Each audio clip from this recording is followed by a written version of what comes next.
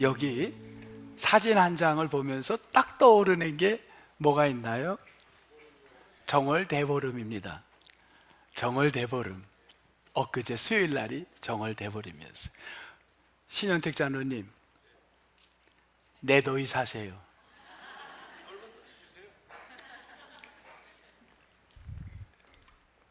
옛 어른들은 이름을 이른 새벽에 정월대보름 날에 친구네 집이나 가서, 지인들 집에 가서 이름을 불렀습니다.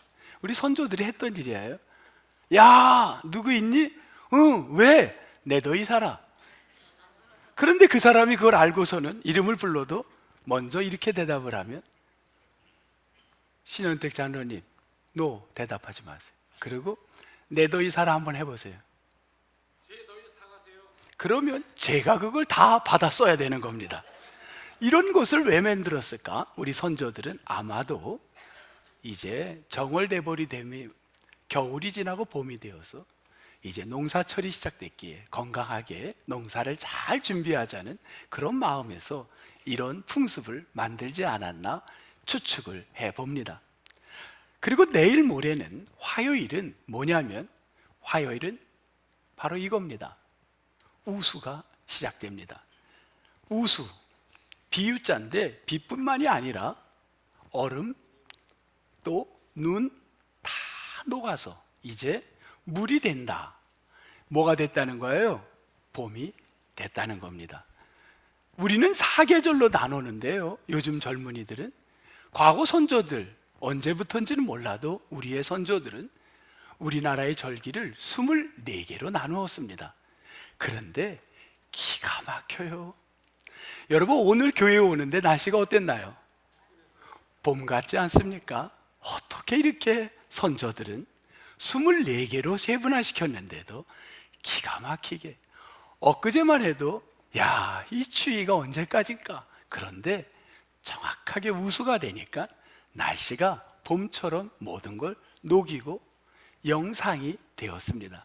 이 선조들 역시도 이 우수라는 건 봄이 왔다는 겁니다. 우리나라만 그런 건 아닙니다. 전 세계에 보면 요맘때에 뭐를 하냐면 축제를 엽니다. 독일 같은 데는 요맘때에 뭐를 하냐면 바로 카니발이 열립니다. 카니발이라는 말은 라틴어로 카르네 발레라는 말입니다. 카르네는 고기고 발레는 스톱, 멈추라는 겁니다. 무슨 말이에요? 고기를 먹지 말라는 거죠. 이 카르네 발레는 언제 시작을 했냐면요, 부활주일로부터, 유럽은 기독교 절기에서 이걸 다 만들었어요. 부활주일부터 40일 전, 사순절이 우리로 말하면 시작하는 때, 이때부터는 고기를 먹지 않았습니다. 생선을 주로 먹었어요.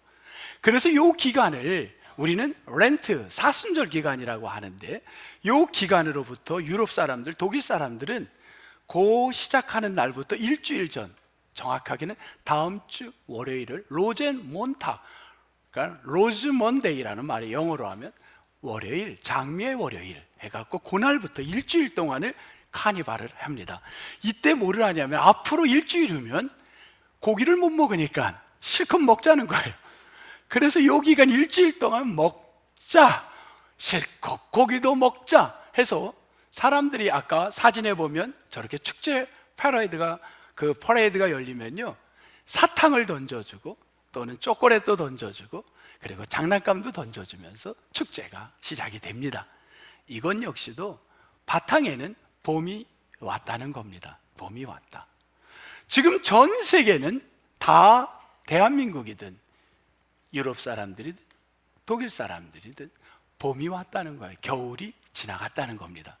그런데 오늘 저는 전도서를 계속 하다가 오늘 아가서를 슬쩍 들어왔던 이유는, 아가서에 보니까 봄이 왔다는 이야기가, 아가서는 누가 썼습니까? 솔로몬이 쓴 겁니다. 근데 솔로몬이 쓴 아가서에 봄이 왔다는 이야기가 있기에 거기에 딱 들어간 겁니다. 오늘 우리가 읽은 2장 10절인가요? 11절인가 한번 볼게요. 제가 확인하겠습니다. 거기 보면 11절에 거기 보면 여러분 한번 읽어보겠습니다. 11절 시작. 지나고 그쳤고는 우리말로 다른데 히브리 말로도 달라요. 근데 뜻은 똑같습니다. 통과하다입니다. 한번 해보실래요? 같이 시작. 통과하다. 겨울이 통과했고 우수, 비도 통과했다. 무슨 말이에요? 뭐가 왔다는 거예요? 겨울이 지나고 우수가 지났다. 뭔가요? 봄이 왔다, 이 말입니다. 봄이 왔다는 거예요. 자, 이제 봄이 왔어요, 이야기를 하는 겁니다. 자, 이 아가서를 기록한 사람은 누구일까? 전도서는 저자가 누군지 정확치는 않습니다. 다만 전도서는 솔로몬에 관한 이야기요, 많은 신학자들이 솔로몬이 거라 추측을 하지만 근거는 없습니다. 그런데 아가서는 분명하게 정리가 되어 있습니다. 1장 1절 한번 같이 읽겠습니다. 1장 1절 시작. 베이비 오브 솔로몬 한 게 아닙니다. 베이비가 아니에요. 이 말은, 아가라는 말은 가장 우아한 노래가입니다. 세상에 가장 우아한 노래, 그게 바로 아가서입니다. 누가 썼다는 거예요? 솔로몬이 쓴 겁니다. 이 솔로몬이 세상에서 가장 우아한 노래를 썼는데, 자, 솔로몬은 이 아가서를 어떤 여인을 대상으로 썼습니까? 혹시 그 여인의 이름을 아시는 분이 있나요? 네? 술라미? 권사님, 술라미? 맞아요? 여러분, 이 여인의 이름이 술람미라고 생각하는 사람은 고개를 끄덕여 주세요. 이 여인은 술람미다. 술람미 맞아요, 장로님? 누가 뭐 남자라 그랬어? 술람미 여인. 저도 여자라 그런 거예요. 술람미 여인. 맞아요? 맞나? 여러분, 술람미 여인이라고 하는 이유는 성경이 어디 없는데 딱 하나가 나옵니다. 그것 때문에 여러분은 술람미 여인이라고 지금 대답을 하신 것 같아요. 6장 가보겠습니다. 아가서 6장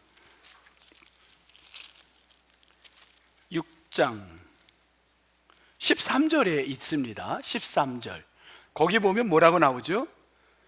여기 유일하게 하나가 술람미 여인이 나옵니다. 술람미. 여러분, 술람미가 이 여인의 이름이라고 생각하십니까? 술람미는 여인의 이름이 아니라, 술람미는 뭐냐면 지역 이름입니다. 수냅 여인인 겁니다. 수냅 사람. 수냅이라는 곳은 어떤 곳이냐면, 여러분, 수냅은 아주 작은, 우리가 너무너무 시골이 작을 때 뭐라고 불러요? 그 시골을 무슨 촌이라 그래? 깡촌이라 그래. 깡촌 사람을, 수냅 여인은 깡촌에서 태어난 겁니다. 여러분, 지금 우리나라에서 가장 핫한 도시, 그 이름을 붙으면 떠는, 강남하고 비교할 수 없는 도시가 있어요. 어디라고 생각하세요? 춘천댁입니다. 춘천댁이라는 건 너무너무 자랑스러운 곳이라고 저 혼자 믿고 있습니다. 여러분이 결혼 생활하면서 한 번이라도 춘천댁이라는 이름을 불림받은 여인들은 있다면 고개를 끄덕여 주십시오. 내 평생에 한 번이라도 나를 사람들이 춘천댁 하고 부른 게 있다면 끄덕여 주시기를 바랍니다. 없어. 춘천댁이라고 누군가 불렀어요? 근데 기분이 어땠어요? 아주 불편했어요? 네네. 좋아요. 네. 춘천댁하고는 비교할 수 없는 술람댁이라는 것은 뭐냐면 가장 깡촌이라는 내 마음에 부끄러움을 갖고 이야기하는 겁니다. 이 여인의 부끄러움은요, 여기서 끝나는 게 아니에요. 1장으로 가봅니다. 1장 6절 한번 볼까요? 이 여인은 태어난 곳에 대한 부끄러움이 있었고, 술람댁이라는 시골에서 태어났다라는 부끄러움이 있고, 1장 보면은 6절 보면 첫째 줄 어떻게 생겼다고요? 6절 거무스름. 여러분, 혹시 오늘 내 피부가 검게 생겼는데 오늘 상처받지 마세요. 이게 성경에 나온 거지 여러분이 그렇다는 거 아닙니다. 절대 상처받. 내가 오늘 찜찜했어. 내 교회 안 가려고 그랬는데 내 피부가 그래 검다. 나를 갖고 그러네. 그게 아닙니다, 여러분. 거무스름한 이 여인은 그게 상처였습니다. 거무스름한데, 어떻게 거무스름하다고 사람들이 자기를 불렀다고 생각을 하냐면요, 5절에 나옵니다. 둘째 줄 5절 우리 보겠습니다. 5절 뭐라고요? 게달의 장막 같을지라도. 게달의 장막이 뭐냐면 무슨 뜻인가요? 검은 염소 같을지라도. 네 얼굴이 검은 염소처럼 검게 탔을지라도, 이 말인 거예요. 그 여인은 스스로가 생각할 때 나는 항상 어떻다고 생각해요? 검게 탄 염소와 같은 얼굴이고 게달의 장막이고 나는 시골에서 태어난 사람이다. 이게 이 여인의 자인식 속에 있던 거예요. 그것뿐이 아닙니다. 아무리 솔로몬이 너 그렇지 않아, 나가 우리 엄마의 자식들이 나를 갖고 나만을 뭐라 그러냐면 너는 포도 원직이나 해라 했어. 왜 그런 얘기를 솔로몬이 했을까요? 이 여인이 스스로 내 직업은 농사꾼이야 라고 생각하고 있었다는 거예요. 그게 어디 나오냐면 6절, 1장 6절.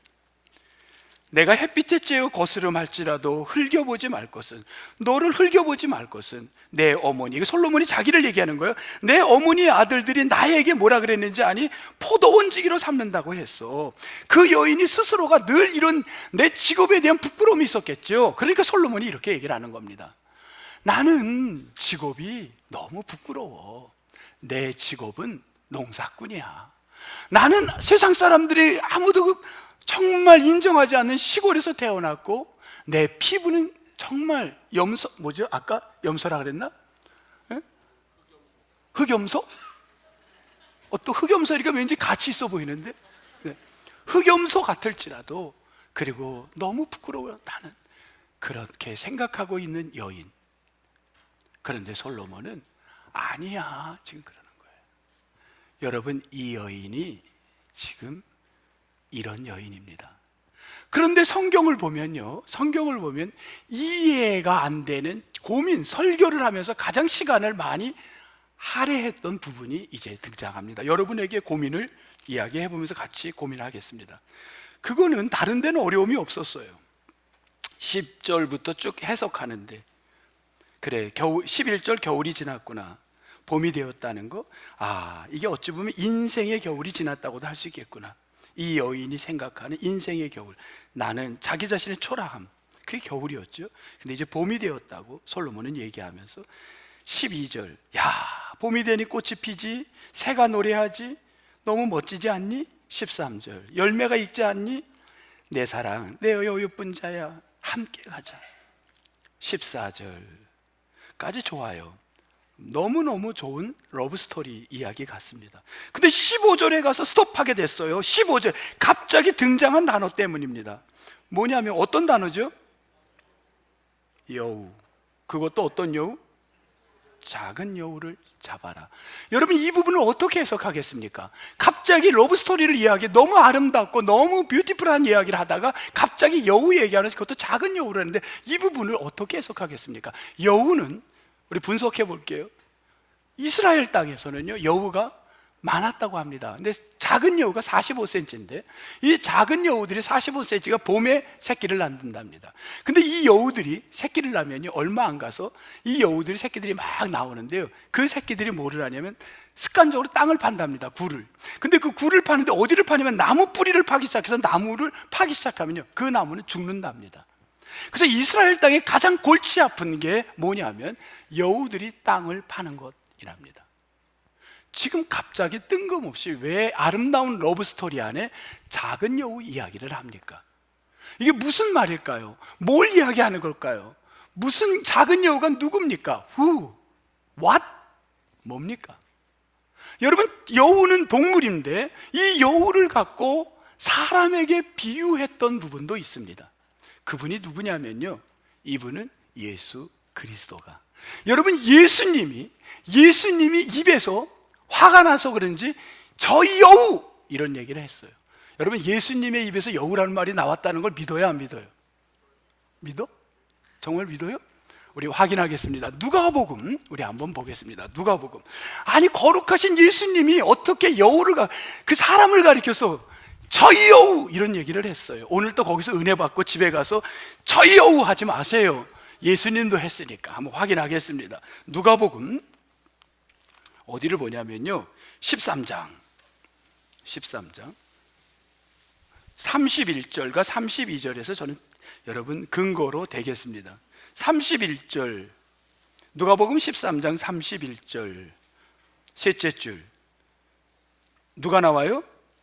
31절 13장 31절 누가 나와요? 셋째 줄에 셋째 줄 헤롯 찾으셨나요? 헤롯 왕이죠. 헤롯이 누구를 죽이려고 그래요? 당신이 누굽니까? 예수 그리스도를 죽이고자 했더니 32절 이르시되 예수님이 말씀하는 거예요. 너희는 가서 뭐라 그럽니까? 그 다음 저 여우에게, 저 여우가 누굴 가리켜요? 헤롯을 가리키는 거예요. 저 여우에게. 야, 예수님이 저 여우라는 말을 쓰신 거예요. 여러분 오늘 집에 가서 저 여우, 왜 당신 나한테 그런 험한 말을 하세요? 그랬더니만 남편이 이렇게 얘기를 합니다. 성경에 예수님도 하셨어요. 그건 아닙니다, 여러분. 그렇다면 여우는 사람에게도 썼다는 말입니다. 오늘 왜 이런 얘기를 하냐면, 자, 여러분 오늘 다시 아가서 2장으로 가겠습니다. 아가서 2장. 자, 여우의 대상은 사람일 수도 있다라는 걸 간 거고요. 갑자기 여우, 포도원을 허는, 우리를 위한 여우, 우리를 위하여 여우, 그 포도원을 허는 작은 여우를 잡으라. 우리는 누군가요? 솔로몬과 술렘댁, 그죠? 수넴 사람 여인을 말하는 겁니다. 그런데 이 여인이, 여러분, 나는 솔로몬이 어느 날 포도원에, 자기 포도원을 갔더니만 거기에 많은 일꾼들을 뽑았는데 거기에 한 여인이 일을 하고 있는데 그 여인이 수넴댁이었습니다. 근데 그 여인의 한눈에 솔로몬이 반한 거예요. 그래가지고 그 여인에게 이럽니다. 뭐라, 나의 사랑하고 어여쁜 여인이여, 나와 같이 궁으로 갑시다. 근데 이 여인이 뭐라 그러냐면, 나 갖고 장난하지 마세요. 나는 깡촌에서 태어났습니다. 나는, 내가 알아요. 내 피부는 아까 뭐라 그랬죠? 흑염소 같아요. 그리고 나는 배운 건, 직업은 이 농사꾼이에요. 날 장난하지 마세요. 이 여인의 말은, 그걸 받아들일 수 없는 이 여인이 갖고 있는 마음에 뭐가 있냐면, 그걸 우리는 이렇게 표현합니다. 열등감이라고 할 수 있겠죠. 인간이 갖고 있는 열등감. 남이 사랑을 하고 남이 인정해 줄 때 그것을 그대로 받아들일 수 없는 내 자신이 생각하는 나, 내가 어려서부터 형성된 나에 대한 인지되어 있는 나하고 맞지가 않는 거야. 신분이 맞지 않다고 보는 거야. 그래서 그거를 못 받아들이는 걸 우린 열등감이라고 합니다. 여러분, 열등감 하면요, 이 분야에 유명한 사람이 어디에서 많이 나오냐면, 이 아들러 같은 사람도, 알프레드 아들러도 오스트리아 빈 출신인데, 이 오스트리아 빈에 가면 심리학 교수들이나 많은 분들이 거기서 학회를 열고 많은 모임을 했습니다. 열등감의 최고의 우리의 그 학자 중에는 아마 알프레드 아들러가 대표적인 사람이라고 여러분들도 다 많은 분들이 알고 계실 겁니다. 이 아들러는 이 열등감에 대해서 나름대로 정리를 하셨는데, 이분이 인간이 갖는 열등감은 세 가지 원인이라고 이야기를 했어요. 그거를 한번 소개하겠습니다. 뭐라 그랬냐면요, 사람들이 갖고 있는 신체적인 데서 오는 이 컴플렉스가, 열등감이 있다는 거예요. 그리고 신체적인 건 어떤 거냐면요, 예를 들어서 2부 때는 저기 했는데 누구를 좀 망가져야 되나? 어떤 분에게 갑자기 그러는 거야. 응? 장로님 망가지실래요? 그래요, 망가지러 오신 것 같아요. 여기 그래, 우리 김정배 장로님, 신장로님 그 두 분이 망가지러 여기 앉아 계시는 것 같아요. 두 사람이고, 우리 김정배 장로님한테 딱 누군가가 그런 거, 아이고 젓가락 같아서. 누가 그랬어요? 이분이 어려서 몸이 너무 약해가지고 삐쩍 마른 젓가락 같았던 거예요. 늘 사람들이, 애들이 놀린 게, 야 젓가락. 평생에 이분은 젓가락만 들려도 가슴이 떨리고 잠을 못 자요. 왜? 신체적 컴플렉스가 있었어요. 그건 내재되어 있는 인간마다 다 있는 거예요. 78%가 직장인들을 조사했는데 컴플렉스가 있답니다. 우리나라 사람들의 78%가 거의 다 있다는 거예요. 신체적 열등감은 우리에게 있는 거예요. 이 술람댁은 어떤 신체적 열등감이 있나요? 나는 아까 흑염소? 예? 흑염소. 흑염소 하니까 잔원이 좀 감이 안 오네. 이게 조금 이상해. 예. 어쨌든 새카맣고 예? 거무잡잡한 그런 부끄러움의 신체적 컴플렉스를 갖고 있었다는 거예요. 그 다음에 두 번째로 애들로는 무관심에서 오는 컴플렉스가 있대요. 여러분, 아이들을요 전혀 사랑하지 않고 젖을 먹이고 관심이 없고, 특히 일찍 부모를 여인 사람들 속에 자칫 잘못하면요 뭐가 있냐면 외로움의 열등감, 사랑받지 못했기에 많은 사람이 나를 사랑할 때 그 사랑을 못 받아들여요. 왜냐하면 사랑도 받아본 사람이 받을 수가 있어요. 다 그렇다는 게 아니에요. 일반적 심리에서 나오는 통계적 이야기입니다. 그 사랑을 순수하게 못 받아들이는 거예요. 어떤 사랑하는 사람이 나에게 너무 다가와서 사랑을 하는 게 걱정되고 두렵고 왠지 피하고 싶은 거는 내 안에 그걸 받아들일 수 없는 뭔가 내 안에 있는 컴플렉스도 어려서 형성된 게 그게 무관심의 컴플렉스라는 겁니다. 그 다음에 과잉보호는 어떤 거냐면요, 너무 많은 예를 들면 부모들이 다 이게 가족 안에서 형성돼. 어렸을 때 보면 이 부모가 요즘 보면은 아이들 숙제까지 선생님이 다 해주는 거야. 너 요거 가져가면 돼. 아니야. 요거 요대로 가져가. 그 책가방도 자기가 다 싸줘, 부모가. 그리고 아니야, 같이 가. 학교에까지 같이 가. 너무 아이들을 오버 관심을 갖는 거야. 과잉. 그런데 그 아이들에게 어떤 게 오냐면요, 나중에 일터에 가고 직장에 가는데 어떤 일을 혼자서 감당할 때 늘 불안해요. 그래서 그 컴플렉스는 어떻게 나타나냐면 확인합니다. 저 이게 이렇게 하면 맞나요? 조금 하다가 이거 맞나요? 불안하기 때문에 컴플렉스가 있는 거예요. 권위자로부터 내가 늘 함께 했기 때문에 그 강력한 권위자가 부모겠죠. 그 권위자의 인정받고 싶은 욕구가 내게는 스스로는 못하는 거예요. 그래서 눈치를 보게 되는 거예요. 이게 다 컴플렉스에서 온 겁니다. 과잉보호 컴플렉스인 거예요. 이 세 가지를 애들로는 얘기를 하면서 인간 내면에 있는 이 세 가지가, 이 사람은 그렇게 얘기했지만 우리를 이것을 이 오늘 술람댁의 여인을 한번 세상의 관점으로 접근을 해본 거예요. 이 여인에게도 충분히 부모로부터 일찍 헤어졌습니다. 그래서 이 여인은 농사를 지으며 일찍 부모를 떨어져서 부모님의 사랑을 받지 못하고 자랐어요. 그래서 스스로가 굉장히 외로웠어요. 남의 사랑을 받아들이기가 불편했습니다. 무관심의 컴플렉스가 있었어요. 어디서 또 그거를 근거를 좀 한번 대보냐면 3장 아가서 3장 1절에서 한번 제가 접근을 해보겠습니다. 3장 1절. 3장 1절에 보면 솔로몬이 내가 밤새도록 침상에서 마음으로 사랑하는 자를 찾았노라 찾아도 찾아내지 못했다. 이게 뭔가요? 이 여인이 꽁꽁꽁 숨어버린 겁니다. 이 여인은 나타나지 않나요? 그 사랑을 받을 수 없어요. 이 여인은 외로움에 사로잡혀 사는 겁니다.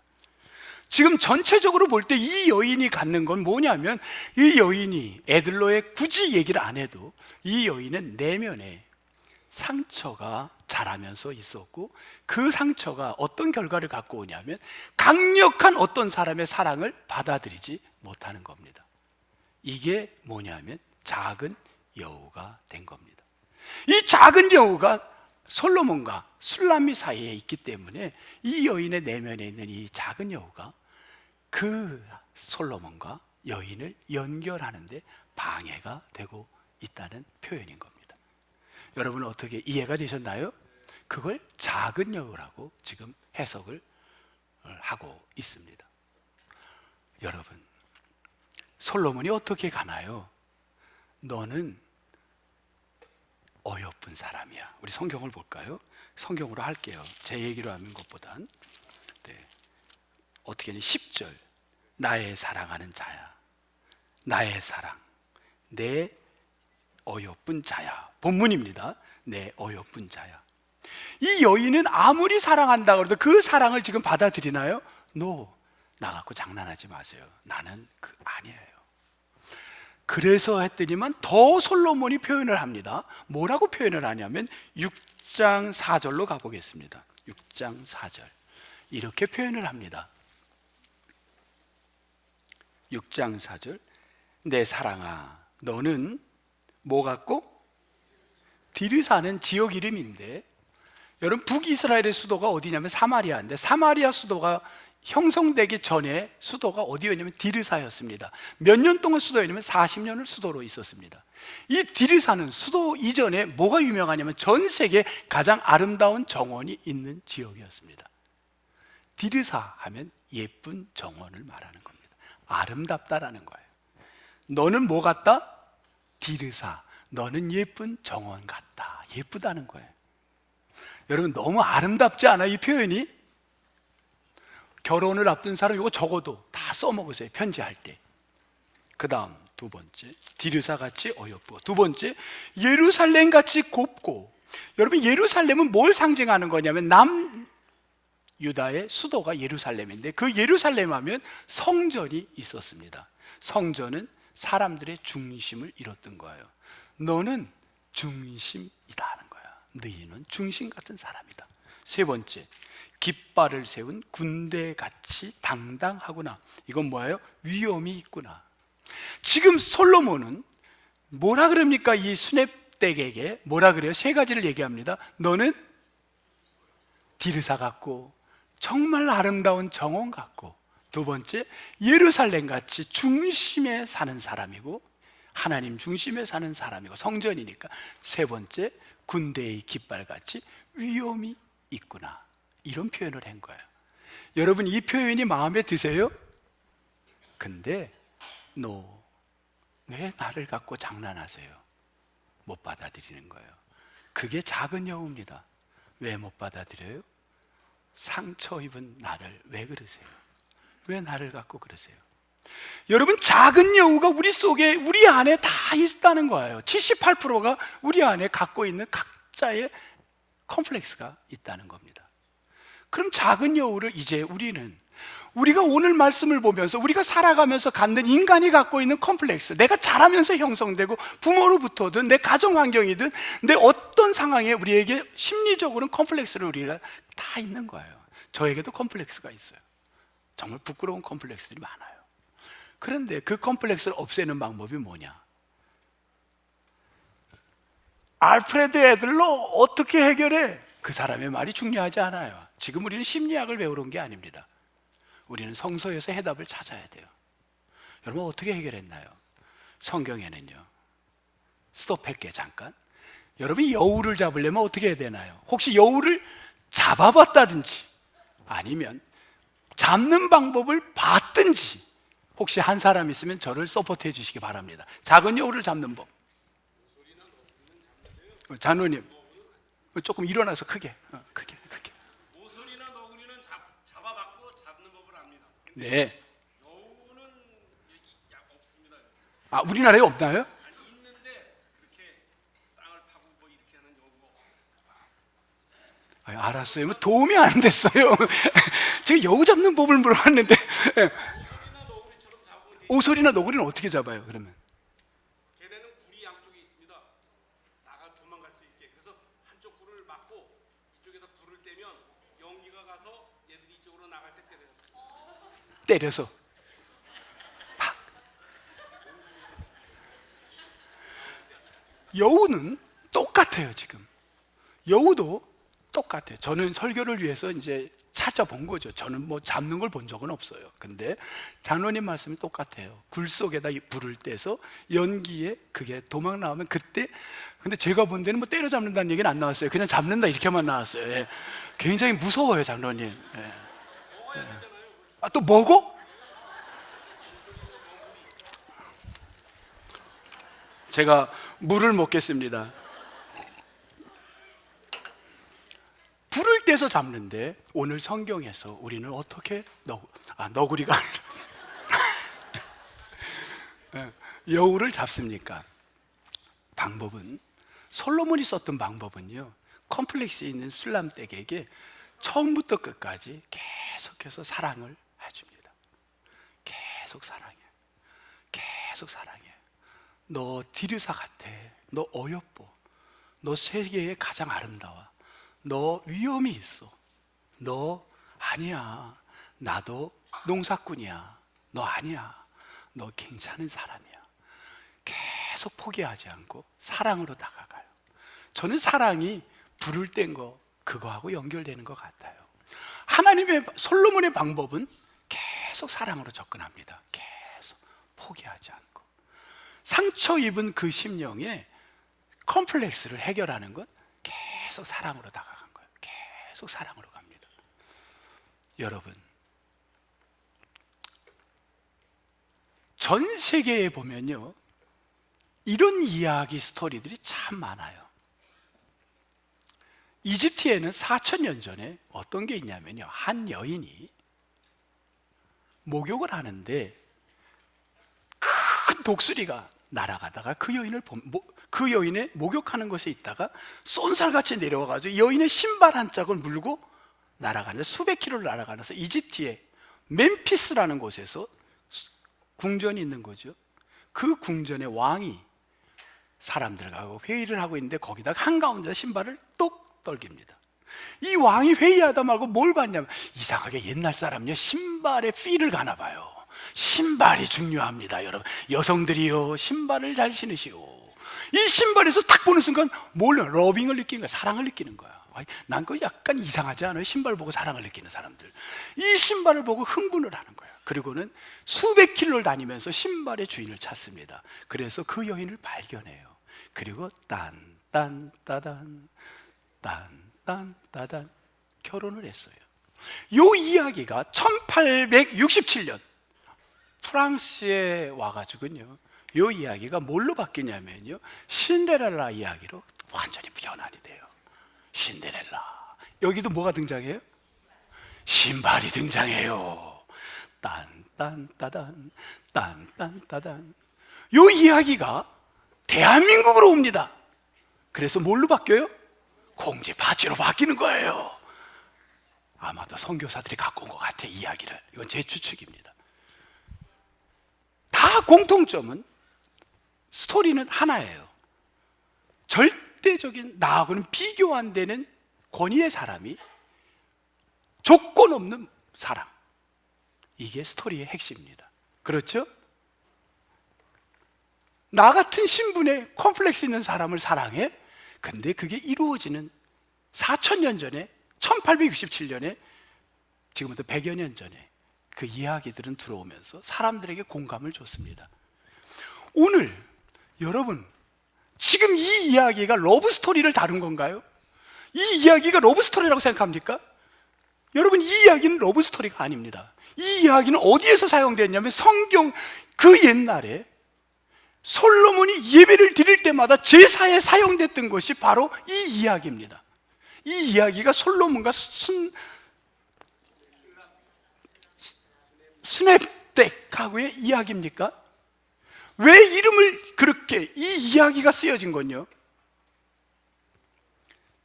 BC 960년입니다. 2960년 전에 솔로몬이 최고의 권세가 있었고 최고의 이스라엘이 황금기를 누릴 때입니다. 솔로몬 말 한마디면 다 될 때입니다. 그런데 왜 여인의 이름을 쓰지 않았을까요? 그렇게 사랑했다면. 이거는 여인이 A, B가 중요한 게 아니에요. 솔로몬이 지금 자기 이야기를 하는 게 아니에요. 이 이야기는 누구에 대한 이야기인가요? 하나님과 이스라엘 백성에 관한 이야기입니다. 그런데 여러분, 우리가 적용점으로 가보면, 지금 우리가 얼마나 이 땅을 살아가는데 우리 속에도 보면요, 아무리 생각해도 나는 찬양대에 설 자격이 없고, 나는 아무리 생각해도, 오늘 우리 교회 2부 때 무슨 일을 했냐면, 교사 생활 30년을 교회학교 생활을 해서 상을 받은 권사님이 계셔요. 김재희 권사님이야. 이분이 30년을 하셨어요. 내가 아무리 교사를 해도 난 자격이 없어요. 여러분, 우리는 우리의 신앙을 볼 때 정말 나는 부끄럽다고 생각하는 사람이 얼마나 우리가 많아요. 저도 그래요. 내가 강단에 쓸 자격이 없어요. 아무리 봐도. 죄송해요, 장로님. 장로님은 기도할 자격이 있다고 보세요? 이것도 질문이 너무 직접적이네. 뭐 대답 안 하셔도 돼요. 우리 반주하시는 두 분은 있어요. 두 분은 상처받지 마세요. 정말 생각해도, 아무리 생각해도 제가 이 자리에 쓸 자격이 없어요. 근데 나를 사랑한다는 거예요. 그게 우리의 컴플렉스가 돼요. 너무 부끄럽기 때문에. 아니에요. 나 알고 보면 상처받을 거예요. 근데요, 그 조건을, 그래서 이름이 없는 거예요. 익명의 우리 모두를 가리키는, 내가 너를 사랑한다. 너는 디르사 같아. 너는 예루살렘 같아. 너는 군대의 깃발 같아. 너무 힘들잖아요. 여러분이 한 사람 한 사람이 지금까지 성장하는데, 제가 새벽 예배 때 질문했어요. 우리가 50세까지 우리가 살아간 돈이 얼마나 들까? 그래서 저도 모르고 다 몰랐어요. 그래서 우리 계산해 보자 그랬는데, 오늘 그 숙제를 풀어드릴게요. 이번 주에 한 얘기예요. 사람이 50세까지 살아가는데 돈이 얼마가 드냐고 인터넷에 나온 걸 제가 사용합니다. 25억이 든답니다. 25억이. 여러분 지금 50세가 넘으셨다면 더 드는 거예요. 50세까지 25억이 된대요. 전 너무 많아. 25억을 저는 본 적도 없어. 그래서 반만 자를게. 10억만 합시다. 여러분 부모님이 10억을 갖고 여러분 키웠어요? 여러분 부모님이 10억이 있었어요? 이렇게 한번 여쭤볼게요. 우리 장로님 10억이 있었어요? 10억이 아니라 10만 원도 죄송해요. 네? 10만 원이 있었어요? 너무 제가 오버했어요. 죄송합니다. 근데 여러분 너무 잘 크셨잖아요. 교장까지 하시고 너무 잘 컸잖아요. 여러분 그렇지 않아요? 10억이 있었어. 죄송해요. 새로 오신 분에게 무슨 10억까지. 그렇잖아요. 내가 공부할 수 있는 거 부모님이 돈 갖고 했어요? 솔직하게 한번 우리 자기에게 질문해 보세요. 근데 했잖아요. 그게 누구라고 생각하세요? 근데 우리 인생에 하나님이 어디 보였습니까? 안 보였잖아요. 하나님이 등장했나요? 안 등장하잖아요. 근데 아가서에, 여러분 성경이 66권 중에 아가서에 어느 곳 1장부터 6장을 다 뒤지고 봐도 하나님이라는 단어가 안 나와요. 근데 이건 예배에 사용됐어요. 우리는 이 아가서를 읽는 가운데 그것을 러브 스토리로만 보는 사람은 신앙의 어린아이 단계일 거예요. 이걸 읽고 해석하면서 이게 하나님이 이스라엘 백성도 이처럼 사랑했다는 이야기, 하나님이 안 나와도 하나님이라는 걸 마음으로 느끼잖아요. 여러분의 인생에 지금까지 이 자리에 세운 게 하나님이신 줄 믿습니다. 너무 감사해요.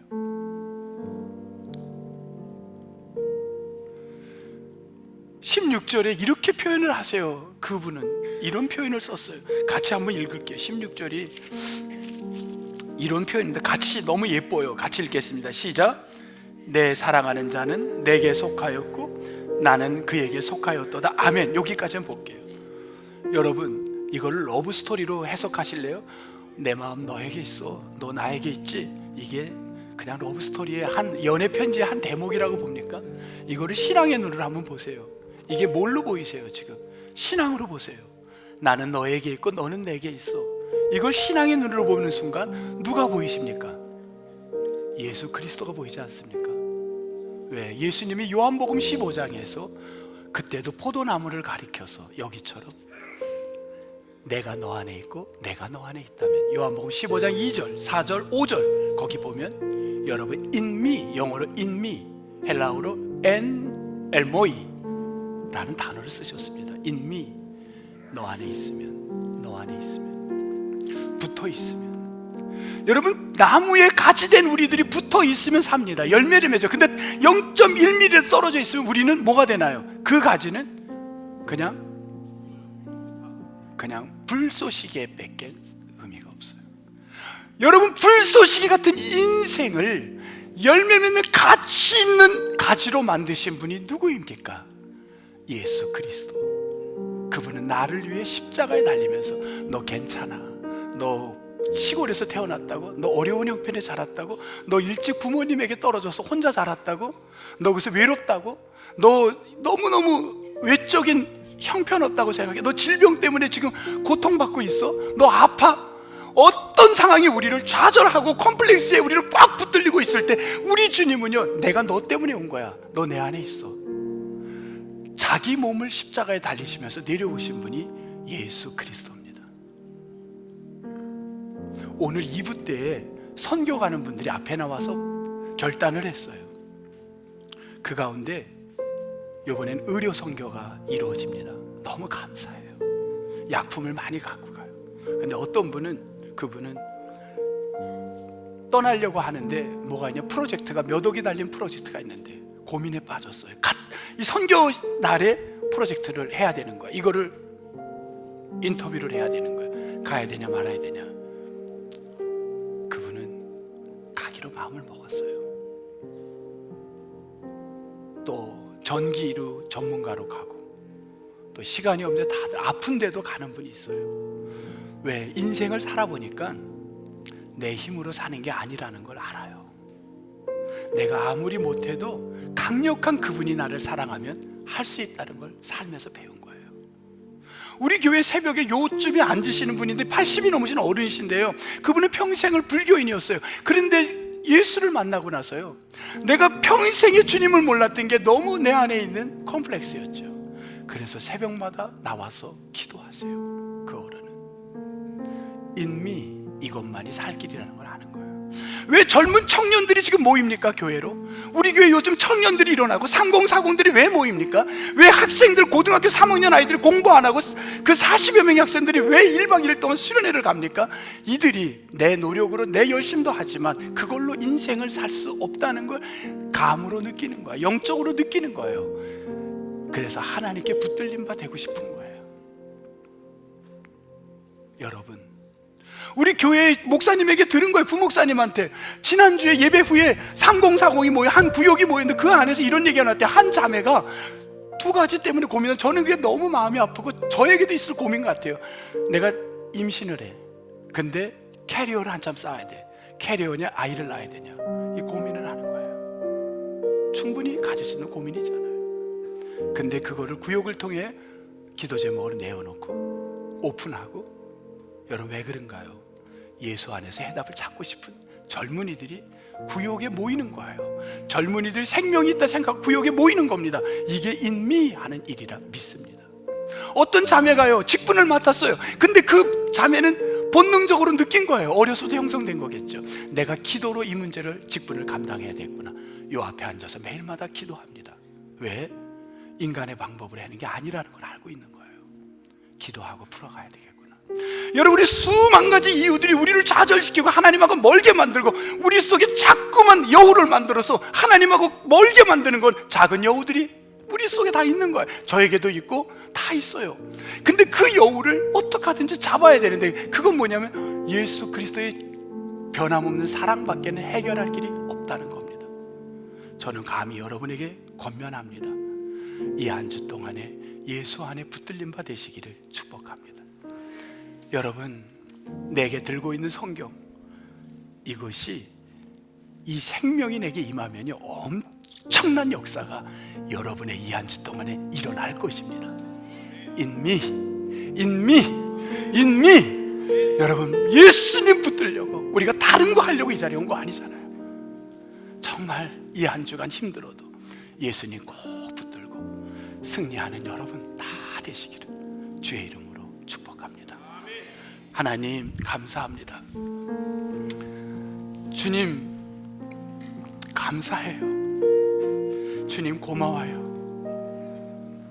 나를 좌절시키고 나를 자꾸만 누르고 내가 안 된다고 생각하는 스스로, 나는 자꾸만 해도 안 되고, 나는 나쁜, 나는 너무 추악하고, 나는 가정 안에서도 쓸모없는, 아니라는 거예요. 아니라는 거예요. 너가 대단하다는 거예요. 이 주님을 오늘 꼭 붙들게 도와 주옵소서. 예수님 이름으로 기도합니다. 아멘.